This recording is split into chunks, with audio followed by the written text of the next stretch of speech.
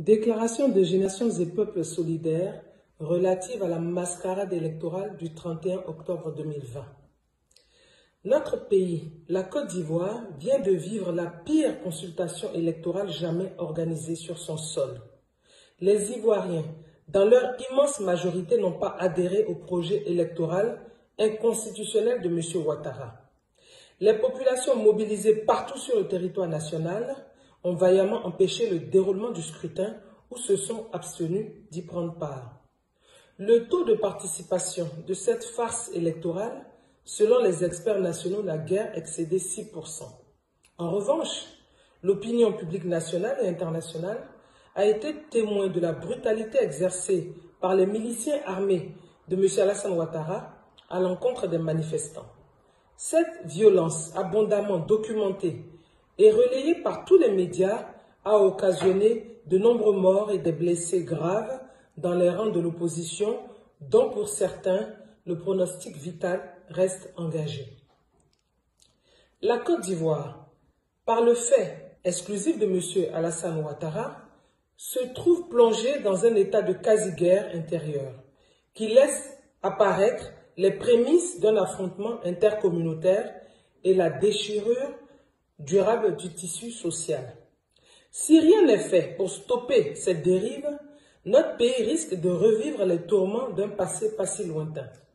M. Alassane Ouattara, président sortant, apparaît indéniablement comme le facteur d'instabilité et l'élément déstabilisateur de la Côte d'Ivoire.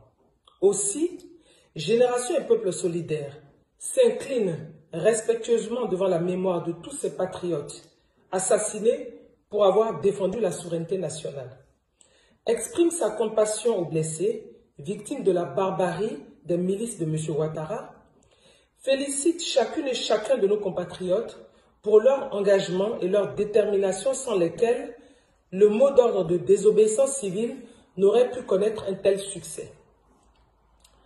Tirant toutes les conséquences du fait que M. Alassane Ouattara a trahi son serment de défendre la Constitution, a causé la mort de plusieurs Ivoiriens par ses milices, a été désavoué de façon cinglante par 94% de la population électorale, Générations et Peuples solidaires, dès à présent, ne reconnaît plus M. Alassane Ouattara comme président de la République de Côte d'Ivoire. Appelle le peuple de Côte d'Ivoire à œuvrer à son départ du palais présidentiel. Appelle l'ensemble de l'opposition à une concertation en vue de mettre en place des institutions de transition consensuelle pour organiser dans les meilleurs délais une élection démocratique, transparente et inclusive. Appelle au retour de tous les exilés et à la libération immédiate de tous les prisonniers politiques et militaires. Appelle toutes les forces vives de la nation, y compris les forces régulières, à se mettre à la disposition du gouvernement de transition qui sera mis en place. On appelle à la communauté internationale pour accompagner le peuple ivoirien dans sa quête de stabilité, de paix et de démocratie. Tient particulièrement M. Moussa Faki, complice des tueries qui ont eu lieu en Côte d'Ivoire, et demande au président de l'Union africaine de prendre à son encontre toutes les mesures appropriées.